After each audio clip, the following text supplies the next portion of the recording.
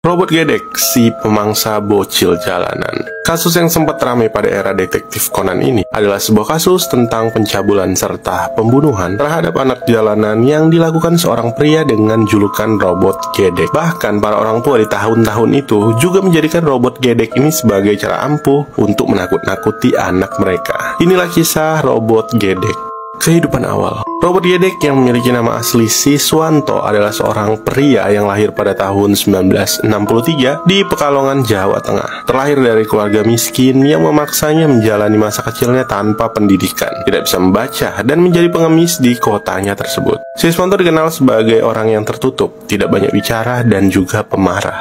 Temannya mengatakan waktu kecil dia pernah marah kepada orang tuanya. Dia lalu membakar guling dan kabur dari rumah. Namun setelah beberapa hari dia akan kembali lagi ke rumahnya dan kembali diam seperti tidak terjadi apa-apa. Ketika remaja dia memutuskan untuk hijrah ke Jakarta, melawan tantangan hidup yang lebih besar. Dengan tanpa keterampilan yang dimiliki dan bahkan tempat untuk dituju, dia kembali menjadi gelandangan di ibu kota. Sampai suatu ketika dia bertemu dengan seorang wanita yang menjadi manajernya dalam dunia mengemis. Wanita tersebut juga memiliki banyak pengemis lainnya di bawah naungannya. Dengan kata lain, mereka semua menganggap wanita tersebut sebagai ibu mereka di Jakarta. Sejak saat itu, mereka hidup memprihatinkan dengan rumah seadanya yang terbuat dari kardus-kardus bekas di pinggiran rel kereta api di Pasar Gaplok, Jakarta. Siswanto yang lahir berbeda dari anak-anak pada umumnya, memiliki kelainan pada tubuhnya, seperti postur tubuhnya yang bungkuk, berkaki timpang, serta berjalan pincang, dan menjadikan kekurangannya tersebut sebagai modalnya untuk mengemis di jalanan. Selain itu, panggilan Robot Gedek disematkan kepadanya karena kepalanya yang selalu bergoyang tanpa sebab.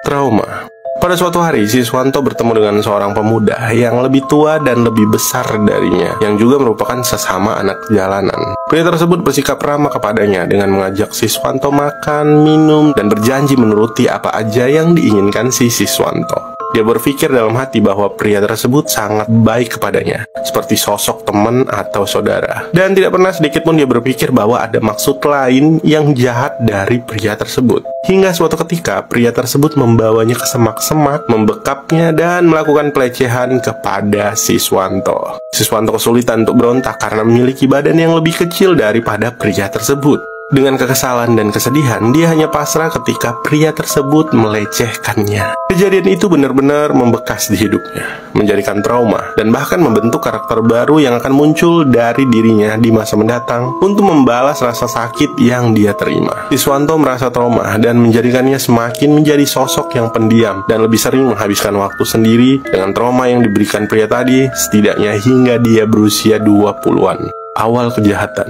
Pada tahun 1994, di usia 31 tahun, Siswanto yang sudah menjadi pria dewasa, menjadi senpai dari para kohainya yang terus beregenerasi, memulai kejahatan pertamanya. Sama seperti ketika dia dulu dilecehkan, dia menggunakan cara tersebut, mendekati para remaja, menawari mereka nasi bungkus, dan mengajaknya ke tempat sepi. Ketika calon korbannya mulai makan, Siswanto menjeratnya dengan tali rafia, mencabulinya, dan untuk membungkam kekejiannya itu, dia membunuh korbannya. Rasa puasnya bukan hanya sampai di situ, karena dia juga membelah perut korbannya, mengeluarkan organ dalamnya, serta meminum darahnya. Untuk menghilangkan jejaknya, Siswanto juga memotong korbannya menjadi beberapa bagian dan menyebarkannya, yang sebagian besar dibuang di sekitar bekas Bandara Kemayoran Jakpus dan di kawasan Pondok Kopi di Jakarta Timur.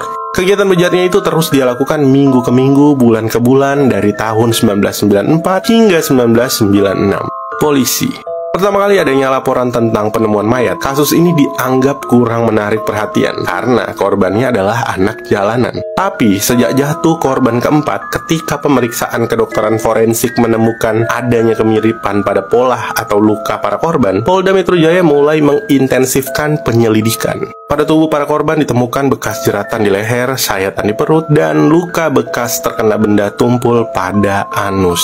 Dan juga polisi sempat menduga bahwa pembunuh keji itu berasal dari kalangan menengah atas, yaitu si pembunuh dengan mobil mewahnya, menjemput para korban, lalu menyekap serta melecehkan mereka. Setelah bosan, mereka lalu membunuhnya dan membuang mayat anak-anak tersebut di suatu tempat. Namun setelah diselidiki lebih teliti, polisi menyadari pelaku adalah orang yang sudah dikenal oleh para korbannya. Pelaku juga diduga berasal dari kalangan yang sama, bisa aja dia adalah seorang pemulung atau tunawisma dewasa.